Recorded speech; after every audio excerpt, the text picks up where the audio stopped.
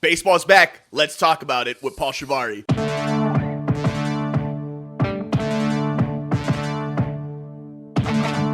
Welcome to Sports from the Couch. I gotta say, it's the stupidest thing in sports. With your host, Mike Mercado. Players cannot stand him. Coaches cannot stand him. Most importantly, the fans can't stand him. Brought to you by Mercado Airwaves. I'm gonna say it once, and hopefully I'm wrong, but it's a disaster waiting to happen. That is so bad, that is absolutely brutal.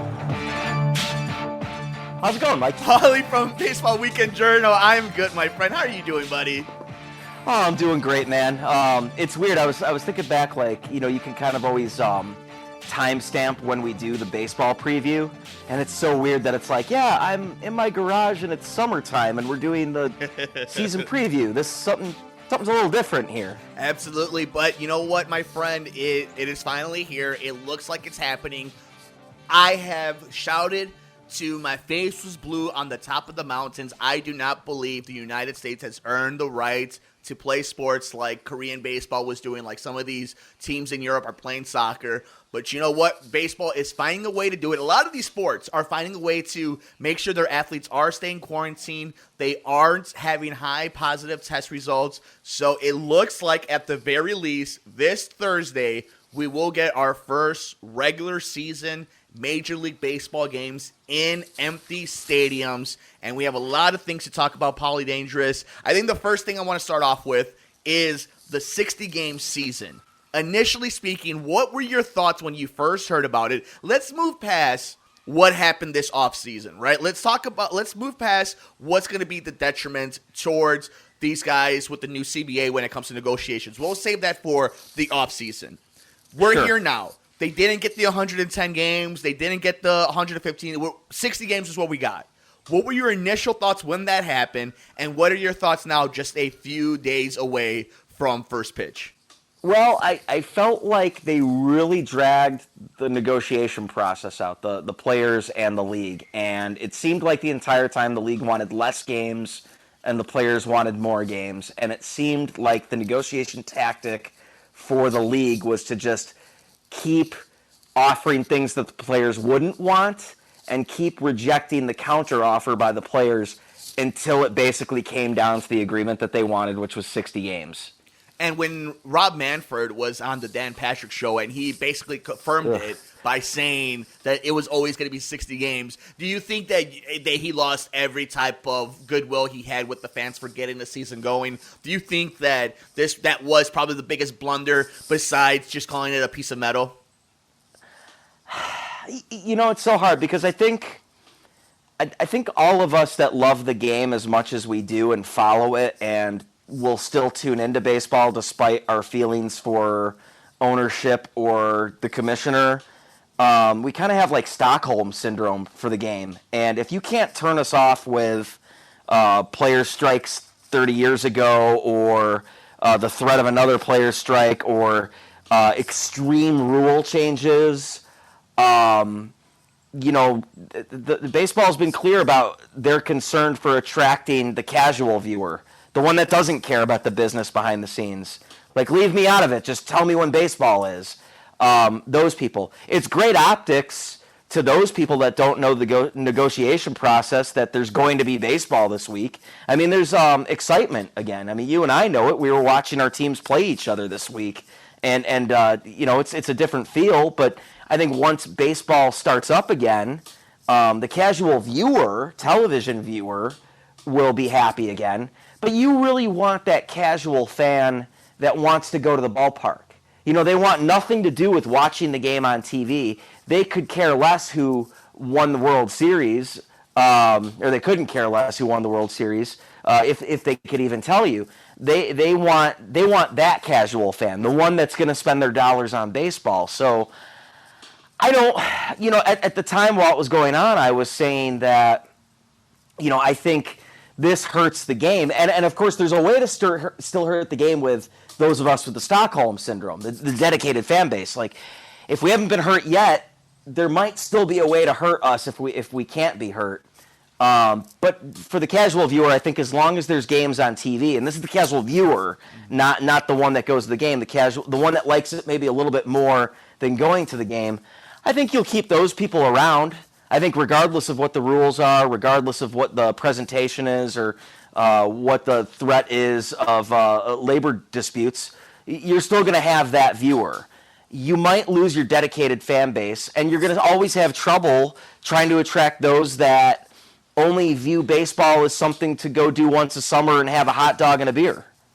And you know what? It's interesting because here in Chicago, it's an interesting dynamic because you have two teams that have ravenous diehard fans, but then it also attracts different people just to come visit and watch a ball game once a year, both on the north and south side. So tradition. Then you have the season ticket holders. We have the entire demographic when it comes to fandom in this city. So I never worry about kind of how it's going to impact both the casuals and the hardcores. And the fact that you and I mentioned it, Chicago baseball was kind of the epicenter the last 2 days because you have the commodity that is the Chicago Cubs, right? It's the brand. It's a champion in the last few years. It has some of the MVPs, former MVPs. There's a lot of storylines there. And then on the south side, you have the fun, energetic, good baseball team with future stars. There's a lot of storyline here. So I don't worry about it impacting the city of Chicago. But you're right to talk about specifically the casuals compared to the hardcores National League.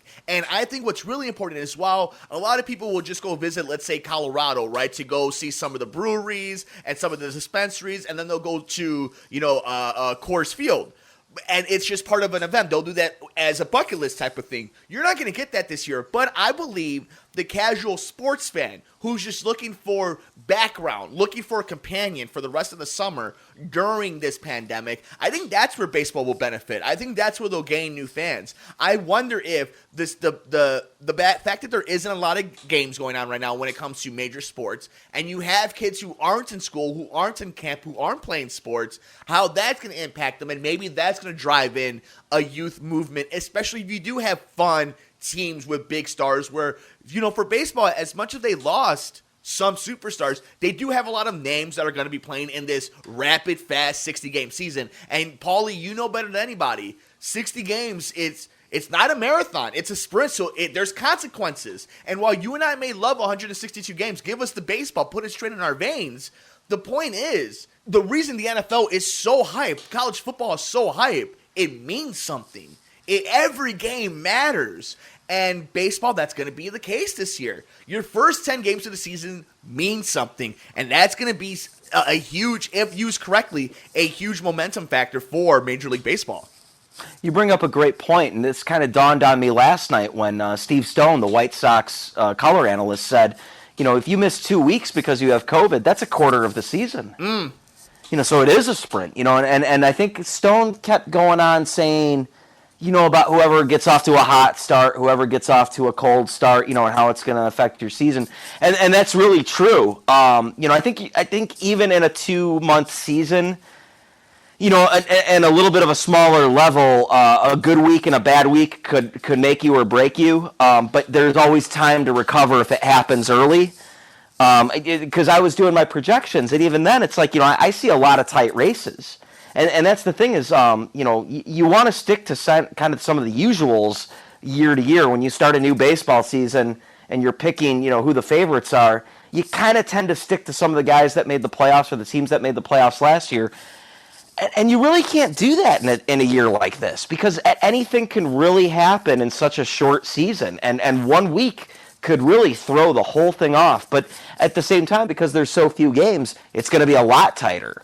I would expect maybe the possibility for more of likelihood of a tiebreaker, scenario. And I even came up with that when I did my second round of projections. I had a division tiebreaker, and the loser of that division didn't even make the wild card because there were two different teams fighting for the last wild card spot. So I mean, it's really going to be more interesting. I think it's going to be a better product in terms of the casual fan enjoying how cutthroat this baseball is going to have to be. I mean, I've heard even Joe Madden, the Angels manager, talking about how you have to put on your playoff cap this season. And, it makes me think of a team like Tampa Bay or a team like Milwaukee who gets creative with their pitchers. Milwaukee with the postseason in, 2018, where they were one game away from winning the National League title. Craig Counsell, their manager, was finding very creative ways to use that entire pitching staff top to bottom. Or, you think of like Dave Martinez in the playoffs last year, the Washington Nationals manager. He only stuck to like the same 7 guys for the most part out of that like 12 or 13 man staff. And then you think of Tampa Bay, who goes with the opener, before they go with their starting pitcher. So teams are going to have to find creative ways to utilize pitching over the 60-game stretch. They're not going to be hampered by the fact that it's a longer season. And I think sometimes you see that. I think the casual baseball fan or the baseball fan that's not in the know, that doesn't really get the nuances of a long Major League Baseball season, doesn't get like, they were down by 4 runs. Why didn't they try? Why didn't they put in this reliever? Why didn't they do that? Why didn't they do everything it took to win? And it's like, buddy, it's June. Like, there's a long way to go. And with this season, too, people are kind of expecting a little bit more of the fact that it's going to be, kind of fighting for each game. But keep in mind, too, that there's not a lot of days off either. So there will be some of that element of, hey, that team didn't do everything they could to win the game. They didn't pinch hit with this guy or bring in that pitcher, or they left that pitcher in too long. There's still going to have to be a 60-game game plan for the long term. But I think it's going to provide a little bit more flexibility for managers in a shorter season to maybe not let their starters go as long, maybe let their relievers go a little bit longer, maybe even find guys that they use, day to day. The neat trick this year, though, is no matter what, regardless of the pandemic or not, a relief pitcher is going to have to face at least 3 batters unless it ends an inning. So that's going to be a little bit of a quirk this year, I think, that might affect games on some level. If a guy comes in really cold and he's just got to face the 3 unless the fake injury happens, like that was my prediction. But yeah, I think it's going to be neat to see how managers game plan. And I think they're all going to do it on a different level. I think on a 162 game level, there's kind of a common thread. But I think on 60 games, you're going to start seeing a little bit more of an individualistic manager choices. Paul Chivari joins us from Baseball Weekend Journal here on Sports from the Couch on Mercado Airwaves. I'm your host, Mike Mercado, and we are breaking down the 2020 MLB start to their pandemic season, and we get underway Thursday with the national games, Friday here locally in Chicago. Paulie Chivari was role-playing as Russell Crowe in A Beautiful Mind, making his projections, going through all the division winners, and we'll get into all that in just a little bit. But you brought up, the pitching rule changes and all the rules that are not going to be implied for the pandemic 2020 season, including like the DH in the National League and how it's going to impact bullpens and how important pitching rotations are going to be. With that in mind, what rule change has you the most intrigued going into the start of the season, and what are your thoughts of how this might, even though we're going to have to go back to quote-unquote normal rules in 2021, how this might impact the CBA for 2022? So you're asking me what's like my favorite, or what's like the most impactful? What's the most impactful that you're looking forward to seeing when it comes to this shortened season and new rules? National League having the designated hitter. So it is that one. That just seems that's it. Okay. Because the 26-man roster was something to consider. The extra innings, is it all extra innings or after the 12th? I don't remember now, where the runner starts on second. I think it's all extra innings. Or is it the 12th? Yes, and I don't remember I'll look now, it up, but you continue. I'll look it up for the fans. Go ahead. So those were some of the things to consider. But I think designated hitter in the National League is going to be really interesting. Because it finally provides what a lot of people have been calling for, of some sort of uniformity in the league, because it didn't sit well with some people. Not myself. I liked the disparity of the 2 leagues, but it didn't sit well with a lot of people that one league has to have their pitcher bat and the other league has to have, or doesn't have to have a pitcher bat. And I think, I'm not going to say it provides an advantage for one way or another, but I think it does provide an advantage for maybe teams that already had the power in their lineup and were struggling to find a way to slot guys in. So, I think of a team like the Brewers last year would have been perfect for this. It's different because they lost Eric Thames, Travis Shaw, Mike Moustakas. But when they had those guys in their lineup, one's got to go, including the fact that you got Ryan Braun in the outfield too. But I think of a team like Cincinnati can benefit from it. The Cubs, of course, could benefit from it with Kyle Schwarber possibly DHing.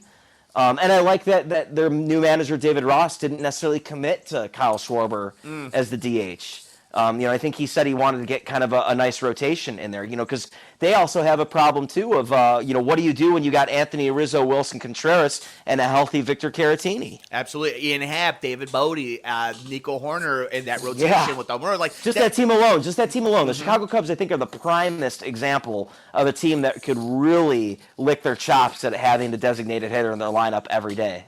And just so we put a bow on what we were beginning this conversation with, in the regular season, not the postseason, extra innings will be modified so that each half inning following the ninth inning will begin with a runner on second base until a team wins. So it is all extra innings then. Mm-hmm. The reason why I thought it was 12 was I think that was what they were playing with for after the collective bargaining agreement, was actually like making that a permanent rule.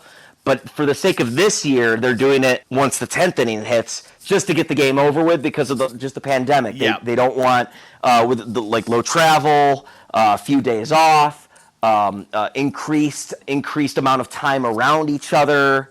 It makes sense. I mean, I'm cool with all of the rule changes for this year only, but going forward, that might not sit well with me to see that rule come into play. Sure. And I think that's going to be the thing where a lot of people are it's going to be a shell shock for a lot of fans because they're going to have this way of life, watching baseball be played this way, and then 2021 comes along, and I know we shouldn't be thinking about next year, like we should just try to get through this year, but like that is something where, and here's the thing, I used to say billionaires and these owners think ahead and try to have contingency plans and whatnot, and obviously that's not the case. We're learning that this year. But like I would think that a lot of these different ownership groups are thinking and trying to prepare for what next year's going to bring. How they're going to be able to manage a lot of these, when it comes to people's mentality, when it comes to people's health, when it comes to the fans. Like there's a lot of, and I don't know if they're planning that far ahead, but yeah, I mean, I'm really interested to see if maybe in 2021 they adopt and try to, smooth things out with the player association and be like, hey, if you scratch our back right now, we'll scratch yours later. But again, that's assuming you have good faith, and we've learned that the players and the owners just do not have that in all of sports. And I think we've seen that when it comes to all employees to very much upper management. So it's all a microcosm, macrocosm, but I'm interested to see how this ends up playing out when it comes to next year and how people accept them this season during the pandemic. But I also think you kind of have to get away from the comfort of the purists of baseball. You have to get away with that because we're learning from the demographic. That demographic doesn't exist anymore. It's dying out. And, as callous as that sounds, you need the attention span of the 8-year-old who's telling their father to buy them the jersey. You want the 7-year-old to love Eloy or Luis Roberts so that he buys 3 different versions of a jersey the same way players do for Luka Doncic. Yeah, I think it's a simple marketing, strategy. Why appeal to this small fraction of the worldwide fan base or possible demographic when you can attract the other stuff? So you're going to have to make changes. I mean, appealing to the purist isn't appealing because who cares about that relatively low amount of dollars that you're almost guaranteed to get versus trying to expand that. And I get from a business standpoint why baseball is trying to do it.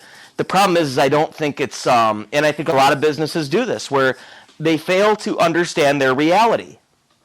And of course, I think they're also banking on the fact that, like I said, the Stockholm syndrome of, I take my argument about the designated hitter, where it's like, I don't want to see the designated hitter permanently in the National League. Now, for this season, I'm willing to be flexible because I understand that these are dire circumstances. This is a different thing.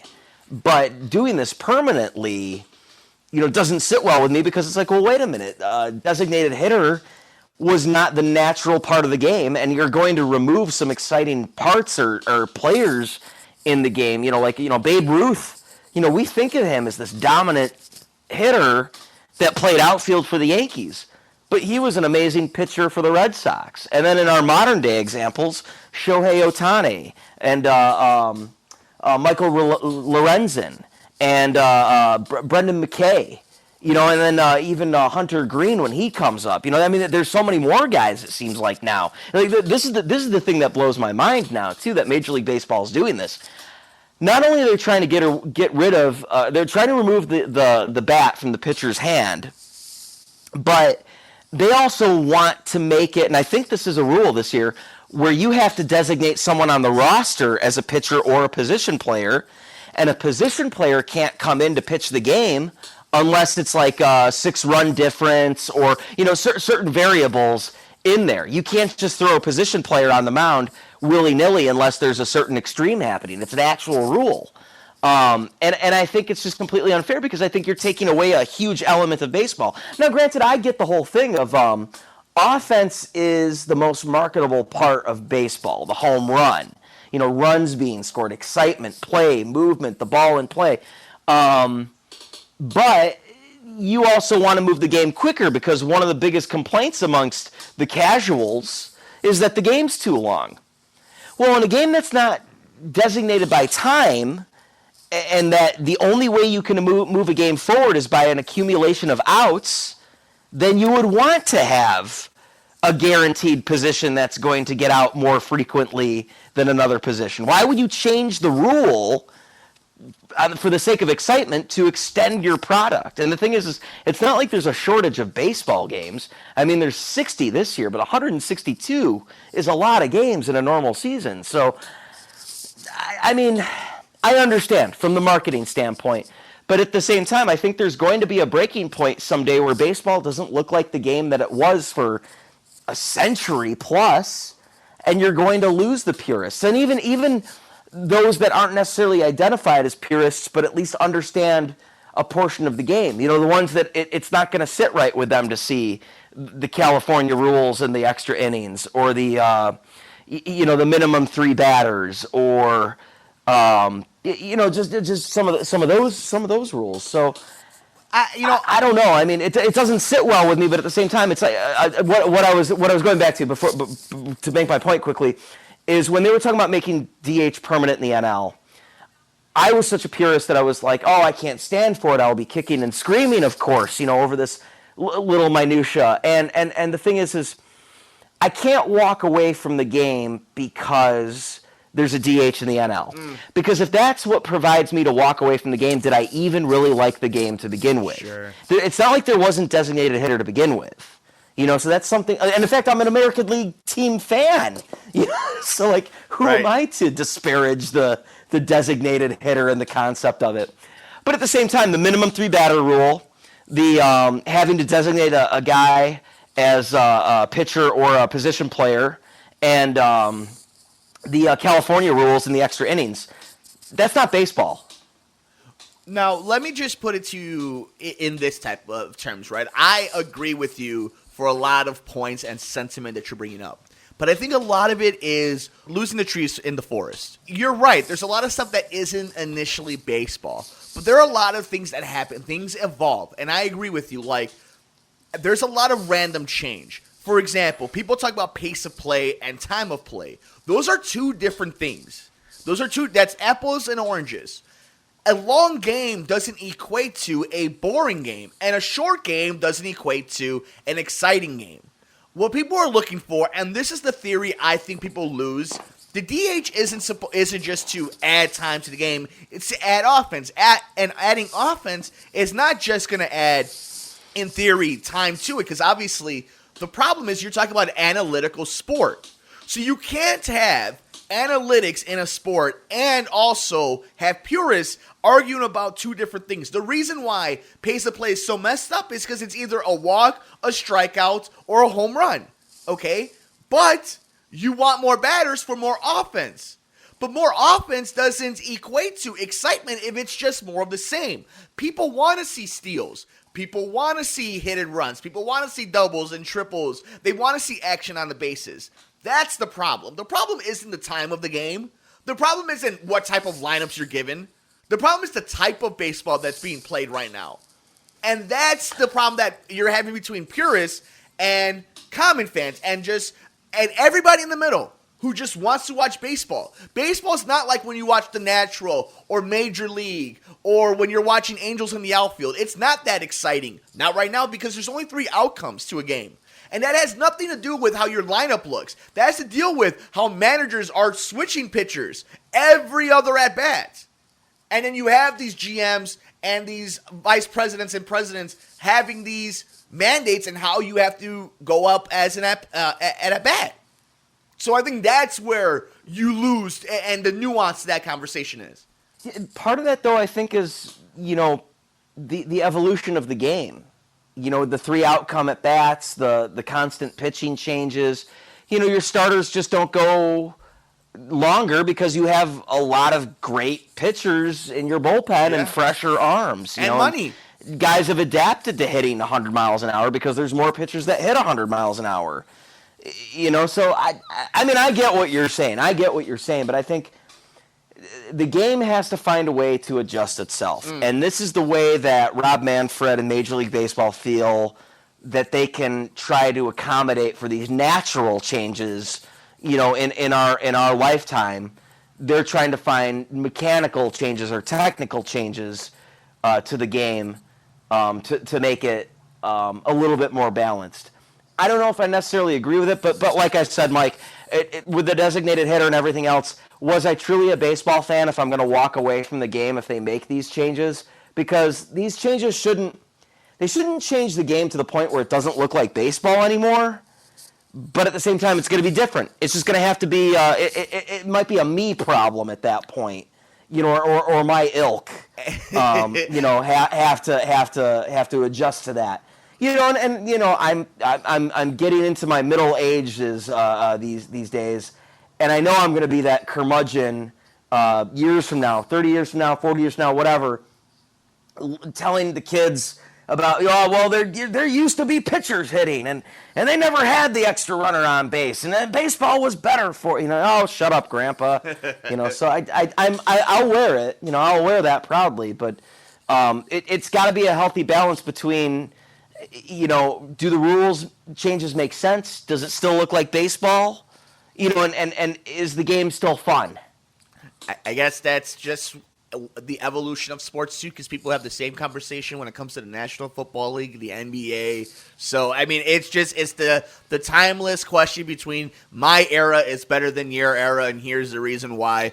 But Paulie Dangerous from Baseball Weekend Journal joins us here on Sports from the Couch here on Mercado Airwaves, and we are breaking down, previewing, and about to give some predictions for this MLB 2020 season.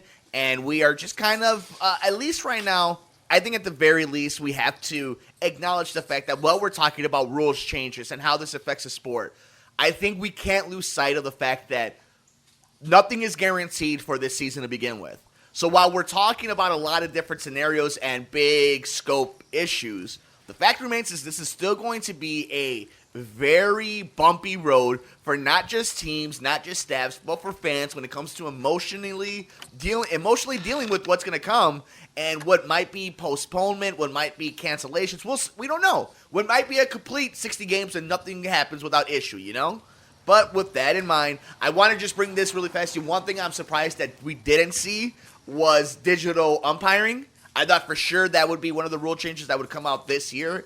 But if not now, I don't know when. But I thought that was really interesting that they didn't take advantage of that. But, Paulie, you ready to talk about... I think the hardest thing was that there must have been some sort of the labor agreement with the umpires. Because I think they wouldn't have been able to throw that at them last minute. But I understand what you mean, because I think that's... Right, with all those changes we were talking about, I think a digital umpire or robot strike zone is probably a couple of years away. And once DH in the NL happens, I think you're going to see that happen shortly after. I totally agree, and it'll be definitely part of the CBAs moving forward. But Paulie Dangerous, let's go ahead and let's talk some divisions. We'll start off with the NL Central, AL Central. We'll go through what your predictions were and what we have moving forward. But before we get to that, how are you feeling about the divisions, playing the divisions to fill out the 60-game season? Oh, I love it. I think it's great. I mean, I'm on board with it. I mean, I was willing to be flexible with whatever when it came to what this season was going to look like once the shutdown happened. But I think that was kind of ingenious. And I'm glad, too, that they kept it the 6 divisions and not when they were originally talking about this, they were talking about 3 regional divisions. So like a Super East, a Super Central, Super West. And then they were going to flip Pittsburgh to the East and Atlanta to the Central. So I'm glad that they did it the way that they did it. But I think it's, it's still unbalanced, which the schedule every year is unbalanced. But I think it's going to provide for some really interesting occurrences. Like the Central versus the Central, I think, is going to be really kind of not too top or bottom heavy. I know you got a team in there like Pittsburgh and Detroit, that are both going to be kind of bottom dwellers. But like all the other teams, the fact that like the Indians, White Sox, and Twins should be competing against each other for the division, and the fact that on the other side, Cubs, Brewers, Reds, and Cardinals should all be competing for something together. So I mean, it's gonna provide for some interesting races in those divisions. And I think, like we were saying, in a 60-game season, expect anything. You want to lean towards some of the favorites, but at the same time, someone might pop up out of nowhere that you didn't expect to win the division because they just got hot at the right time. So with that in mind, and with these new divisions going against each other, and with the familiar tone of having a lot of interleague squad games against each other, how do you think the NL and AL Central play out? So I think they're going to be really tight. I think it's going to come down to the final weekend for both divisions, and I think it's so fitting, too. You know who the interleague matchup that division has on the last week of the season, right? Actually, there's 3 of them now that I'm looking at it. All right, what do you got for us? 3 Central Division interleague matchups in the last weekend of the season. The Reds will be at the Twins for 3 games. Wow. The Pirates will be at the Indians for 3 games. And your Chicago Cubs will be at my Chicago White Sox for 3 games. Very well played, Major League Baseball. Now, you want to know how I got it playing out? Yeah, let's do it. Both teams make the playoffs, the Cubs and the White Sox. Wow, however, I did not think that. The Chicago Cubs will clinch the NL Central on 35th and Shields on the last weekend of the season. Unbelievable. At least in my most recent projections, that's what I have. So even after the recent baseball that you have watched with Cubs and White Sox on your television, you still think that they're able to pull off, get this old car over the hill and try to get to one more playoff appearance? Yeah, I think so. I think we didn't really truly see the Cubs team, in those exhibition games. And I'm not going to read too much into exhibition games. Maybe it helped influence my thoughts about the White Sox a little bit. But, in terms of just how powerful that offense is going to be for them. But as far as the Cubs, I think, I underestimated David Ross when they hired him. And I'm liking the hire more and more and more. And if he's going to get success out of this ball club, I think this year more so than other years would be that year. And I think given the schedule, who the Cubs got to play, when they got to play them, it kind of works out in their favor. And they have a lot of veterans. And like I said, they get that DH now. They got a lot of guys that they're filtering in. I think that Cubs team is going to be exciting. I got them beating the Milwaukee Brewers by 1 game. So the way I got it shaking out is Cubs go 35-25. Milwaukee 1 game behind them. Cincinnati 3 games behind them. St. Louis is an even 30-30, 5 games behind them.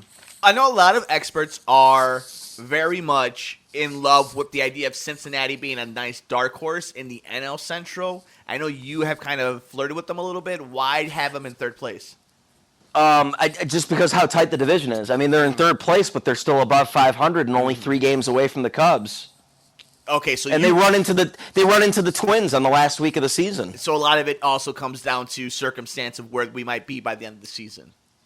For sure, absolutely, and I think that's why some teams are going to get some garbage time wins. Some bad teams might get garbage time wins, like maybe the Seattle Mariners that got to run into the Oakland A's, or oh gosh, there was a good one I had in here. Oh, Boston. I think the Boston Red Sox will miss the playoffs. But they run into Atlanta the final week of the season, and I got Atlanta winning the NL East again. Wow. So it's like, I think Boston sweeps Atlanta the last week of the season. Just because what's Atlanta going to play for if they got it locked up at that point? They're probably going to be cycling guys in and out, but they're not going to be playing to win necessarily. I think if they've already got it locked up on the last weekend. So before we move on to the American League and National League East, what do you have when it comes to the American League Central? Because you did mention the White Sox in the playoffs. It's a stacked division. Is it Minnesota? Is it Cleveland? Who comes out of a deep AL Central? I think Cleveland's pitching puts them over the edge. Wow, over Minnesota, who was arguably one of the best teams in baseball last year. Absolutely. Minnesota with, I think they broke the home run record last year, and then they added Josh Donaldson. But I don't think Minnesota's ever had that strong of pitching, and they lose Kyle Gibson. They did add Kenta Maeda. I know there's you could sell Minnesota for sure. Yeah. And this is the thing. This is just my most recent projections. I was scrambling to get them in today. My second round. I'm going to do a third round before the season starts on Thursday, and maybe kind of finalize some of my thoughts on how I feel. I mean, keep in mind when you're listening to this. For those listening to this, the season's probably started. Head to Baseball Weekend Journal. I probably have a more updated one. This is how I'm feeling when we're recording this, a couple of days before the season. And I like Cleveland right now.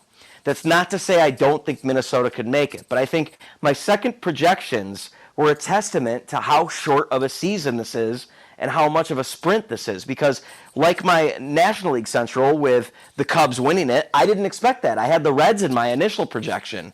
And in my initial projection, I had Minnesota winning the American League. But I got Cleveland winning it 40-20, the Sox one game behind them, and then Minnesota just missing the playoffs at 37-23. Now, I say just missing the playoffs. Minnesota was that wild card tiebreaker that I was talking about, and they end up losing it to a team from the East. Oh, that's going to be really fun to get into. So, the NL and AL Central, are you confident to say that it's the most stacked division, or is it going to be the one that we're about to talk about? The most stacked, I think, most stacked. Why don't we save that for after we make our predictions then? We'll save that after we talk about all the different... No, most stacked I think is coming out of the West. Okay, so we'll save the West for last then. So let's move on to the East really fast. What do you have? Because poor Baltimore, poor Miami, they're going to have to play the Yankees and the Red Sox and the Phillies and the Braves. So how do you think this plays up? I know you're really high on the Braves. You've been really high on the Braves. Where are you at right now with them? They win the division again, Okay. 41-19 this year, handily. That's why Boston sweeps them in the last week out of the season, because they have it locked up at this point. 41-19. I got Washington 35-25. I don't know if I feel too great about Washington runner-up, but I've never been able to accurately pinpoint Washington. I kind of feel like they're going to have a worse season than 35 wins. But at the same time, they got a lot of talent. I said that they wouldn't survive losing Harper, and they did. I said they wouldn't survive losing Rendon, and they did. They kept Strasburg, which was huge, and they were willing to get by on what few pitching they had, and they kind of beefed up their pitching a little bit. So it's so hard to pinpoint Washington, but I think the Mets and the Phillies I don't think are going to be able to surpass that. If anyone, it would be the Phillies. I think the Mets are just going to have a down year. New manager, new inexperienced young manager, and not having Noah Syndergaard, and just being in flux in terms of what the direction of the team is overall in terms of management. They're talking about the owners, the Wilpons, selling the team. And, you and I talked about off the air about J-Lo and A-Rod put in a bid. Steve Cohen put in a bid. The dudes that own the Philadelphia 76ers and the New Jersey Devils just put in a bid. So I think just because the Mets are kind of in flux and, we're supposed to have Carlos Beltran managing, but ended up with Luis Rojas. Or not, was it Luis Rojas? Either way, they end up, getting a Luz kid, managing the team. I don't think the Mets will do it this year. But, watch out for a team like that. They've got some great players, and the fact that I didn't realize off the bat that it's Felipe Alou's kid that's going to be managing them. So, to have that Felipe Alou managing blood, that Moises Alou brotherly blood, managing the Mets, that's a lot of baseball right there. That so I think his instincts are going to help him out. And they say that he's kind of this calming force and has been in the organization for a while. So, I mean, I think in the long run it works out for the Mets, but this season I don't think it does. Philadelphia I had tied to the Mets. However, I think maybe Joe Girardi does better than that. For my third projections, I'll probably have Philadelphia over the Mets. Okay. And maybe I'll bring down Washington a little bit. I don't know. So look for that. I think just looking at the way my second ones turned out, I think I kind of underrated Philadelphia a little bit. And I've been high on them in the past and shouldn't have been, but they added Didi Gregorius to shortstop this year. I think they're finally moving in a direction. I think having a manager like Joe Girardi with them, I think helps as well. As far as the AL East, though, Yankees are going to run away with it. Yeah. I just don't see how they don't. Their record against the American League East last year was insane. It was I have it here, 54-22 against the AL East last year. The Yankees. So they got a pretty firm handle on the American League East. And one thing that I really liked was, Tampa got rid of Tommy Pham, Avisail Garcia. Not to say that they weren't, that they're not going to be offensively, not a juggernaut, but maybe have some offensive prowess losing those guys. But you do lose those guys. So how are the Rays necessarily going to put out the same output? They're relying on a lot. There's a lot of risk or a lot of question marks offensively for Tampa. Tampa's got great pitching, and I have them only 2 games away from the Yankees in the division, Tampa being that wild card winner that ends up playing Minnesota and wins that tiebreaker game in my scenario. But I think New York benefits from the fact that, 1, they already can win against the division. 2, Tampa might have gotten worse offensively, whereas the Yankees, I think, got back some pitching, and now they have Garrett Cole, too, as their ace. So the Yankees beefed up a little bit, too. But then I think they also benefit from the fact that Toronto, 1, is homeless. Yeah. And 2, has a stretch in the middle of the season where they play 20 games in 20 days. And I think that's going to hurt Toronto. And originally, you remember I was telling you in my first projection, I had Toronto with 40 wins winning the division. And I don't think that's going to happen. I ended up having them 31-29. I think they're going to get hurt by the fact that they're homeless and the fact that they got to go 20 straight games in the middle of the season. I don't think they're ready for it yet. I think they have great youth, and they're going to be a fun team to watch this year and in the future. And I think, from what I remember, they were a better second-half team than the first-half team last year, but they weren't great. But this year, I just don't think they're going to do enough. I really want to put the Blue Jays in the playoffs because I think it's a neat young core, and I think they definitely improved their team. But I think they're just going to fall short because they're victims of circumstance, being in the Yankees division, the Rays division with that pitching, and the fact that they got the schedule that they got.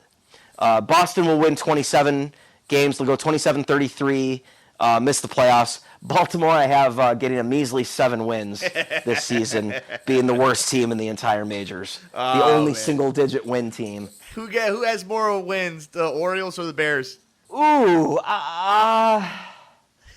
push. Okay. Bears go 7-9. Let's move on to the West. In the NL and AL West, we were talking about what might be the most stacked part of the region in Major League Baseball this coming up year. Paulie, where are you at? We already saw that some Houston batters are getting hit, so there is going to be some retribution to the Astros, at least internally within the league. But when it comes to what plays out for the standings and into the playoffs, who do you have winning out in the West in the AL and NL? So, I mean, I really liked Texas in the offseason, but after these projections, I think I don't like them as much as I thought I did. and I think that's valid because I don't think offensively they stack up yet. I think pitching-wise, they're going to be better, and I think their pitching might keep them in it. But I got Houston, of course, winning the division. But Houston wins the division in a tiebreaker. Oh, here we go. With the Oakland A's. They'll both finish with 36 wins. But Houston will end up winning the tiebreaker and making the playoffs. So Oakland misses the playoffs with 36 wins because they were one shy of what Tampa and Minnesota ended up being. The LA Angels, who get off to a slow start, recover to end up going 35-25, and then Texas goes 31-29. Seattle Mariners are going to be 11-49. I think they're in the midst of a rebuild. I think they're going to run the motions this year. They're going to be a tough team they're going to be a tough team to beat out in Seattle, but at the same time, they're going to be a lot easier to beat in Seattle than usual because they're just going to be a bad team this year. So Houston wins the division. Oakland misses the playoffs, even though they were a half game behind Houston when it was all said and done, 61 games. And then as far as the National League West, Dodgers, clear, obvious choice. They're gonna get 40 wins, 20 losses. Surprisingly, and I don't think this will happen this year. I'd be shocked if this happens this year, that 2 wild cards come out of the same division. But I have Arizona and San Diego. 37-23 for Arizona. We'll host San Diego 36-24 in the National League wild card. I have the Giants at 20-40. I have Colorado at 18-42. Are you excited to watch the NL-AL West play out or the AL-NL Central play out more?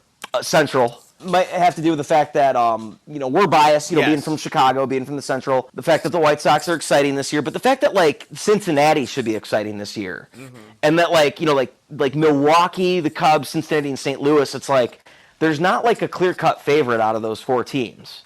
And then the fact that, Cleveland should be the division winner, but they're trending downward. Minnesota could be the division winner because they were last year.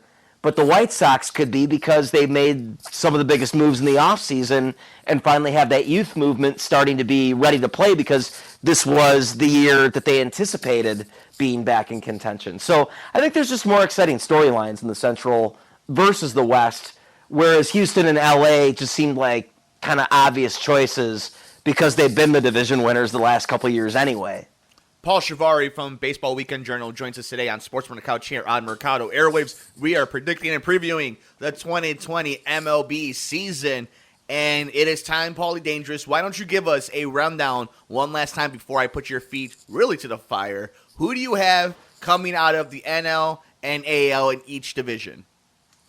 So the American League has the Yankees winning the East, the Indians winning the Central, and the Astros winning the West. Your 2 wild card teams will be the White Sox, who host the Tampa Bay Rays. Oakland will just miss the playoffs, being tied with Houston at the end of the season, but will unfortunately lose their tiebreaker game. Meanwhile, in the National League, I have Atlanta once again winning the NL East for the 3rd consecutive year. I have the Chicago Cubs winning the NL Central, and the LA Dodgers winning the NL West once again for the 9th consecutive year, something stupid like that, or 8th consecutive year, whatever it is. My wild card teams are the Diamondbacks and the Padres in the National League. So 2 West teams coming out and winning wild cards. Yeah, and I'd be shocked if that actually plays out. I mean, my first projections, I said take it with a grain of salt. My second projections, I thought would be a little bit more closer to reality. But I think I'm going to be making some tweaks to this, so I'd be shocked if 2 teams out of the West would end up with the wild card. It might be West and Central, I think. It might end up being Padres Brewers or Diamondbacks Brewers or Padres Reds, Diamondbacks Reds, Diamondbacks Cardinals, Padres Cardinals, or Cubs or whoever, Yeah, that's going to be a really fun race towards the end of September if we get hopefully that far into the season. With that in mind, and because we love to make you sit and we love you to have to hold yourself to these picks, Paulie, let's go ahead and let's make the ultimate predictions. I can't break down the playoffs, but I got both pennant winners. So let's go ahead. Let me set you up then, Fred, okay? Let's do this right because you've gone through the Rain Man stage. You've gone through the whiteboard. I've seen the papers all over your desk. Your family has disowned you. You have not taken a shower in 3 days. You look like Doc Brown making these predictions. Paulie Dangerous, let's go. Who is your NLCS? Actually, I took a shower and was sitting in my underwear finishing off the projections before we went on the air. My wife walked in and was like, oh, okay. I mean, you got to stop screaming at the coffee shop. People need to know the truth. Who do you have? All that red yarn I'm using on my bulletin board to connect the dots here. I am such a basic bitch, Mike. I have the Los Angeles Dodgers and the New York Yankees in the World Series. Easy peasy, right to the point. Do you think it's as easy as just going chalk because of the circumstance, or do you think this was going to play out this way for the most part? Whew, that's hard to answer. I would have liked these teams to win their divisions in a 162-game season. I would have liked these teams to make it to the World Series. It's so hard because I think it gets thrown off. I think the Yankees have a better top-to-bottom pitching staff than the Dodgers, and so I ultimately have them winning the World Series with Gleyber Torres being the MVP. But I think in a 162-game season, I might have leaned in this direction anyway, because I think we've been talking about it since 2017. You and I think have been talking about we're due for a Dodgers-Yankees. Yeah. There's been so many of them. We're kind of due for one. Especially since the Yankees haven't been back in a long time, and the fact that the Dodgers just seem to be knocking on the door every darn year. Now, you know me, Paulie, how I believe in what I call the sports universe karma. And we're supposed to get a lot of different things. We were supposed to get LeBron versus Kobe. You know, we were supposed to get Tom Brady versus Aaron Rodgers. We were supposed to get these big championships, and I think sometimes we don't get them in the universe. I think a lot of it is so that we're not set up for disappointment, but it's also it makes you want something. I think this might be one of those moments where we've always wanted. We want to see Kershaw at Yankee Stadium. We want to see Judge over in Dodger Stadium. We want to see all these different scenarios play out. We want to see these uniforms. We want this to be timeless. I don't think the universe gives it to us. And you could be right, and hearing it out loud and saying it out loud, and just the fact that, there's no way I'm going to be 100% accurate with my predictions. Odds are we won't get a Dodgers versus Yankees World Series. But at the same time, on this very same program last year, when we talked about the season preview, I staked my claim on a 3% chance of being wrong that the Nationals would not win the World Series. Yeah. And they sure did. So, hey, I picked them, so I was happy. I don't know about you, man, but I picked them live and on the air. So who's to say? Who's to say that one, I'm right, or two, that I'm way off here. I just think that these are the two best teams in their respective leagues. I think that even in a shortened season, they shouldn't have a problem winning the race to get to the playoffs. And I think that they'll have enough experience and they're going to be deep enough where they can get through the playoffs. When you just think of those bullpens, too, and more so the Yankees than the Dodgers, but when you think of those lineups, they're just so incredibly deep. I mean, it's going to be one of those things where, you got to look for the team that has great pitching but shaky hitting or timely hitting being the surprise. And, Washington was kind of one of those teams last year. Scherzer and Strasburg, obvious as a 1-2 punch right there. Pitching will get you far. And then to add Patrick Corbin, and their lineup wasn't a bunch of slouches. They had great players. But pitching ultimately gets you there. And I think that's what edged the Nationals past the Astros last year was pitching. Not to say the Astros didn't have good pitching. I mean, they had Verlander, Cole, and Greinke all on the same team, and even that was enough. But I think it was the 7 or 8 guys that Dave Martuz, throughout the playoffs was good enough to carry Washington all that way versus Houston, who had a few more options, but maybe a stronger 11 versus that Washington 7 when you're talking about pitching. But now that I say all this out loud, keep in mind that if Chris didn't break his kneecap in September, Trent Grisham isn't playing right field in the NL wildcard game. Right. And the error isn't made by Grisham and Wright to provide the Nationals the opportunity to win that best-of-1 game. So Milwaukee almost made it past Washington, and we wouldn't be talking about the Nationals as champions last year. So anything could happen. It's baseball. But at the same time, I still like the Yankees and the Dodgers, and I still like the Yankees overall winning it all this year. Keep in mind, Mike, this is my second projections. For those listening, this might be too late by showtime on Thursday. I might have changed my mind. In 48 hours, I'm probably going to be thinking a lot about long-term decisions. As far as my season goes, it might be a little bit closer to what my final projections are, but the postseason, it's so hard to predict the postseason when you just don't know what it's going to look like months ahead of time. So I like Yankees, Dodgers, but at the same time, I could be open to the Braves making it to the World Series instead of the Dodgers. I could be open to the Cubs making it to the World Series. I could be open to the Brewers making it to the World Series. You know, or you know, we might have one of the stupidest World Series ever. It could be like Reds White Sox, or or like Twins versus Diamondbacks. You know, so I mean, this year should be something stupid because of the fact that it's just so different than what we're used to seeing, and the fact that like it gives more opportunities for teams to kind of come out of nowhere. And anything could really happen once you get into the playoffs. Anything could happen. It's just a matter of getting to the playoffs.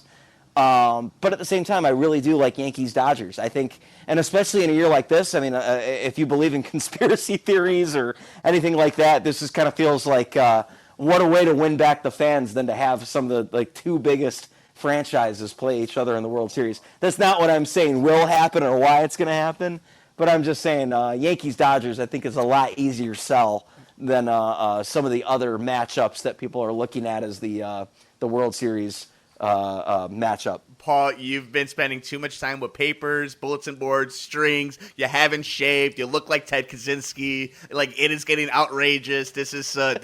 I'm worried about you. I have it being something as simple as this, man. It is going to be Dodgers-Astros again because that is the World Series we deserve to have to deal with that World Series one more time during the pandemic. Hey, the neat thing is they'll get to play each other, I think, at least 4 times this year, though. Yeah, and we get to hear the trash cans live, so that should be fun.